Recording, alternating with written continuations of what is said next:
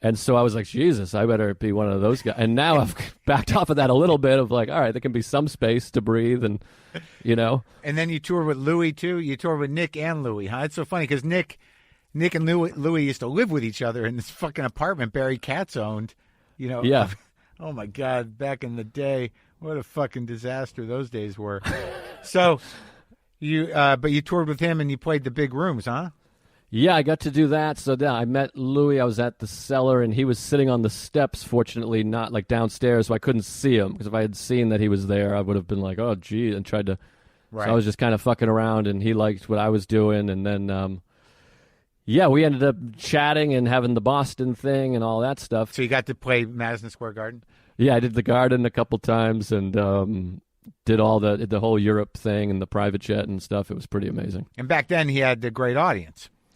Yeah, it was huge. I mean, it was like the shows were all killer, and we were flying private, and it was like a dream. Wow. It was insane. I mean, I got a funny Garden story, though. It was one show that just wasn't great, or they weren't loving me, and I'm just struggling. I'm doing like 20 minutes. It's like 15,000 people. A lot of them are trying to find their seats, and when you do a joke, sometimes one guy will laugh, and you're like, hey, this fucking guy gets it. What? Right.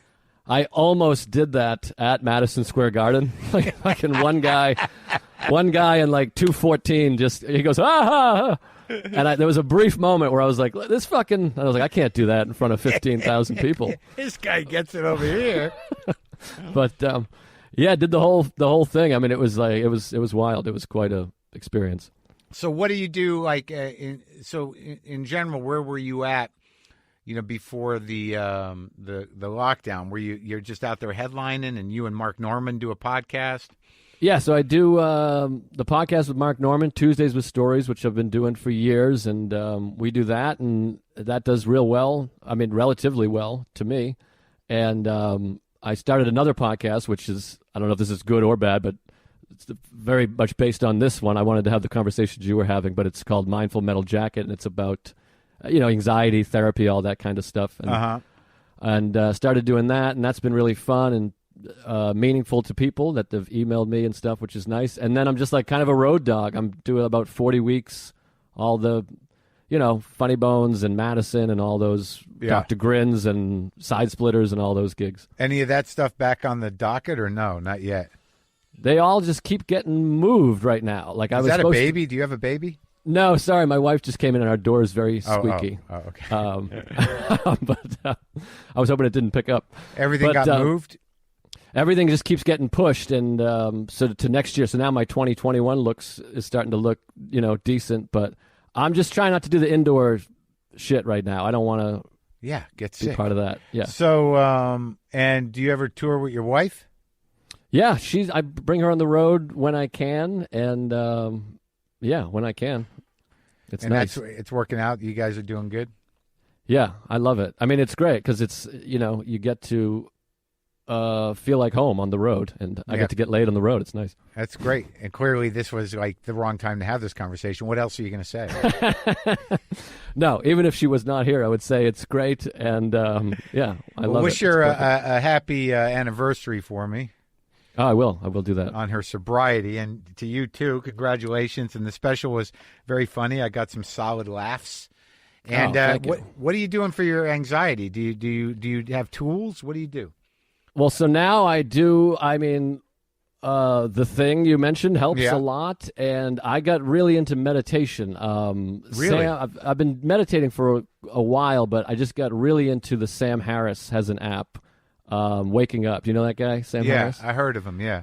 He's great. He has an app called Waking Up, and there's I highly recommend it. There's a ton of shit on there, like long interviews with meditation people, but he has an introduction course. He does a lot of guided meditation, loving kindness meditations, half-hour meditations, and I've gotten really, really into that, and that helps a lot.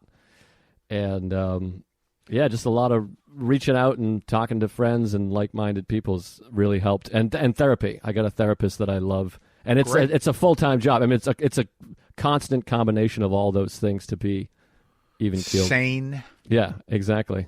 Yeah. I might do. I've been dancing around the meditation idea for a while, and I just recently, since my girlfriend died, I got into that. Yeah, I'm not really a God person, but from being sober, I would pray because I was told to do it. And Right. I find that, in times of crisis, I'll do it, and it makes me feel better. Yeah, that stuff is really, really helpful. And it's funny because all of these things, but especially that stuff to me, is easy to forget. And then you hear it again and you're like, fucking right, it's right here. Like Colin Quinn is a guy I talk to a lot, and he'll just say things that he said to me a million times. And I'm like, Jesus, fuck, how did I...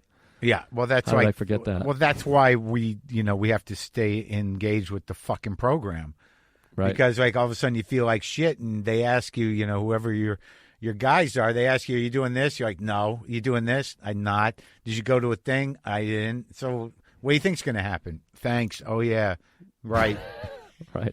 Right. I heard someone say something great the other day. He said, he talks to people and they'll say, "How are you doing?" They say, "Good." And he goes, "Well, how are the people around you doing?" This is a great thing a great tool to remember of like, I'm fine. And then you're like, everyone behind you is just fucking bleeding and crying. Yeah, who's the crying lady? Oh, her? Shit, I forgot about her. Good point. Yeah. All right, well, keep at it, man. It was great talking to you. Yeah, thanks a lot, Mark. I appreciate it.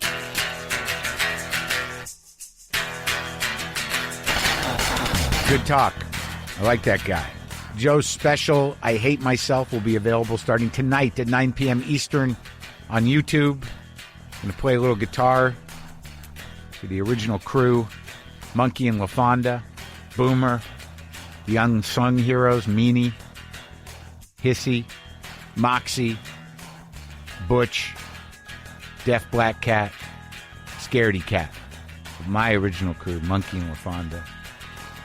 So now I will dump all of my love and attention into Buster Kitten, who's going to be overwhelmed by it, but I think ready for it. Because Buster Kitten was certainly neglected because of my old senior cats.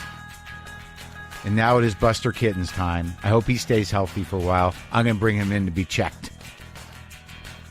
Because he had problems. He almost died from kidney failure when he was like 2. But now it's Buster's time. The time of Buster Kitten begins.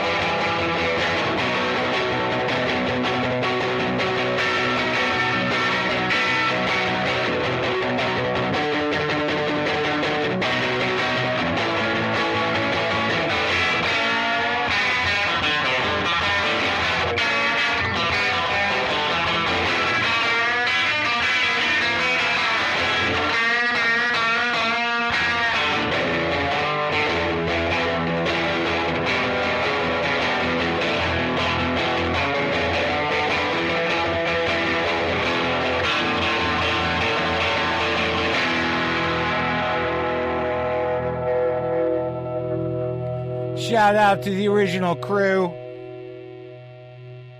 Boomer, Monkey, LaFonda, Live.